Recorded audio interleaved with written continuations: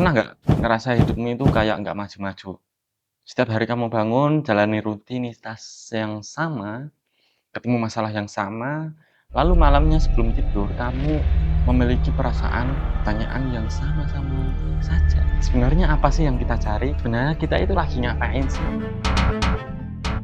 Ketika kamu berusaha bangun pagi, jalani rutinitas yang baru, sekolah, kuliah, kerja, dan lain-lain, tugas numpuk, deadline, ngerja dari belakang. Belum lagi ekspektasi orang tua, belum lagi omongan yang nggak enak, nyinyiran yang nggak enak dari orang-orang sekeliling kita, dan standar hidup yang makin tinggi ini.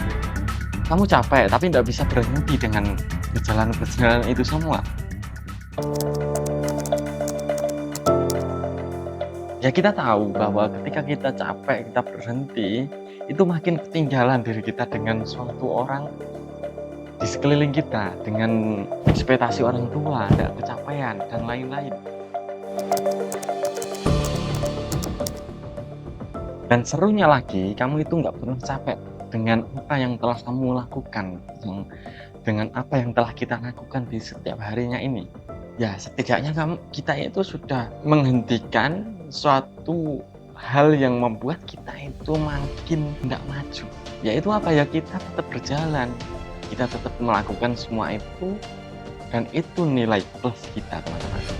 Mungkin yang sebenarnya, kita itu nggak malas, kita itu nggak lemah, dan kita itu bukan nggak mampu untuk menghadapi tantangan ini. Supaya kita bisa semangat. Akan ada momen dimana lu ngerasa lu ngelakuin semua hal yang lu bisa tapi lu gak kemana-mana. Ketika kalian ngerasa kalian belum kemana-mana, ya memang fasenya begitu. Bikin kita tuh di fase ini, Mas Tamo. Yang penting jangan stop apa tiap hari upgrade diri, upgrade network, upgrade diri, upgrade network, upgrade.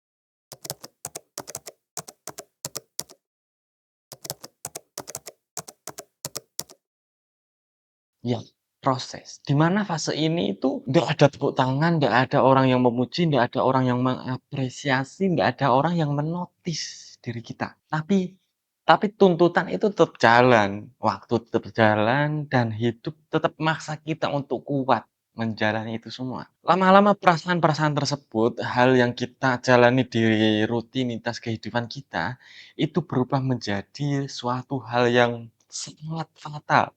Yaitu apa? Keraguan terhadap diri kita sendiri. Kita mulai mempertanyakan diri kita, apakah kita itu salah jurusan?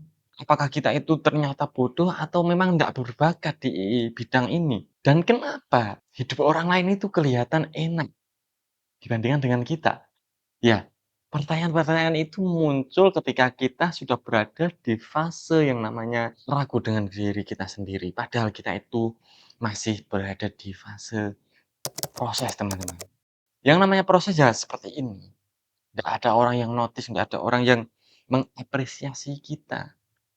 Ya ibaratnya kayak gini, teman-teman, ada sebuah pohon yang akarnya itu telah menjalar ke dalam, tapi bunganya, daunnya, buahnya itu belum kelihatan, atau rantingnya yang begitu indah itu belum kelihatan. Nah, yang jadi lucunya, ketika kita sudah berada di posisi yang saya ibaratkan pohon tadi, kita itu telah memandang atau membandingkan diri kita dengan orang lain. Ada orang lain atau teman kita lulus duluan, punya kerjaan yang begitu enak, gajinya besar, hidupnya kelihatan rapi, dan lain sebagainya. Dan itu tanpa sadar diri kita itu telah bandingkan hidup kita yang aslinya seperti ini dengan potongan-potongan kehidupan orang lain yang ditampilkan baik-baiknya, indah-indahnya. Nah, disinilah teman-teman, disinilah kekalahan kita. Kita itu kalah sebelum kita berjuang ya di sini tempatnya. Ketika kita sudah membandingkan diri kita dengan orang lain padahal kita masih di fase yang namanya proses bertumbuh, berkembang. Itu adalah kesalahan kita. Kita itu kalah langsung ketika kita membandingkan hal-hal yang seperti itu. Yang pada kenyataannya, fase yang paling melelahkan dalam hidup itu adalah saat kita bertumbuh dan belum bisa kita lihat hasilnya nanti seperti apa. Ini adalah fase yang paling melelahkan dalam kehidupan kita. Ya memang nggak ada yang memuji karena apa, ya karena sesuatu itu belum kelihatan. Sesuatu hal yang ingin kita tampilkan lalu dipuji, dinotis, itu belum kelihatan teman-teman.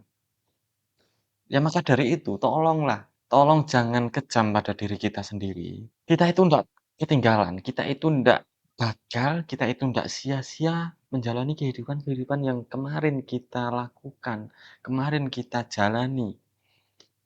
Kita itu sedang berada di bagian cerita yang belum estetik aja diposting teman-teman.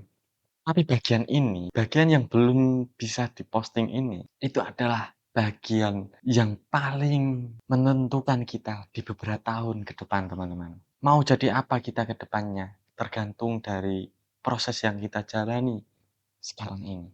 Ketika kita sudah bisa bertahan dengan posisi yang kita jalani sekarang ini, itu adalah nilai yang luar biasa buat kita.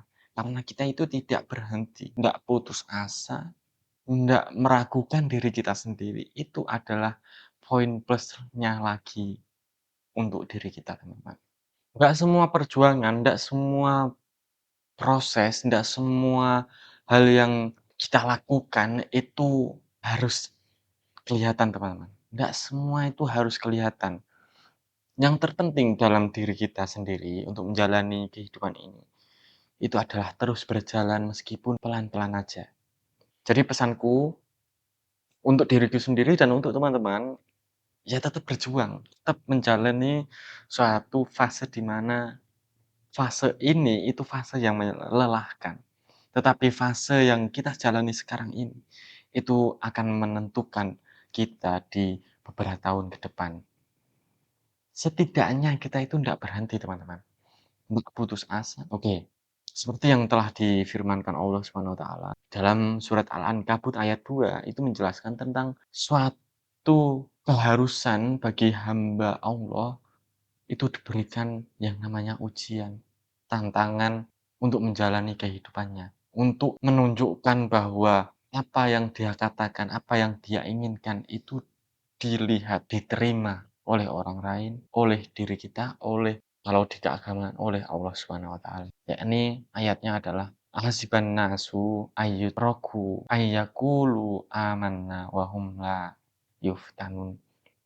Apakah manusia mengira bahwa akan dibiarkan begitu saja? Setiap waktu, setiap tempat, dan setiap situasi. Hanya dengan mereka mengatakan kami telah beriman. Dan mereka tidak diuji dengan hal-hal yang dapat membuktikan hakikat keimanan mereka. Ya, yaitu dalam bentuk cobaan, teman-teman.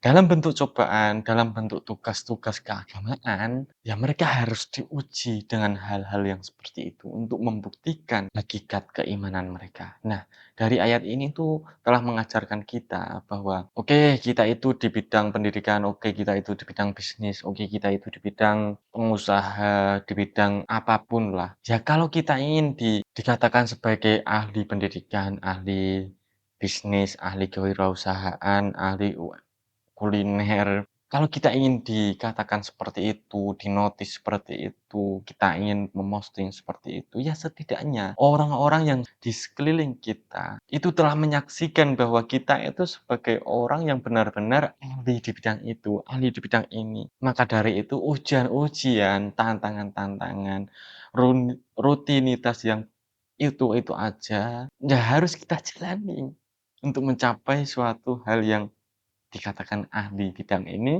ahli bidang ini, ahli bidang ini. Oke, jadi dari saya mungkin tetap semangat untuk menjalani suatu fase yang namanya proses ini, di mana tantangan-tantangan itu harus kita taklukkan, harus kita musnahkan untuk mencapai suatu yang kita inginkan di kedepannya. Ya, tetap berjuang di realnya masing-masing. Sekian dari saya dan terima kasih.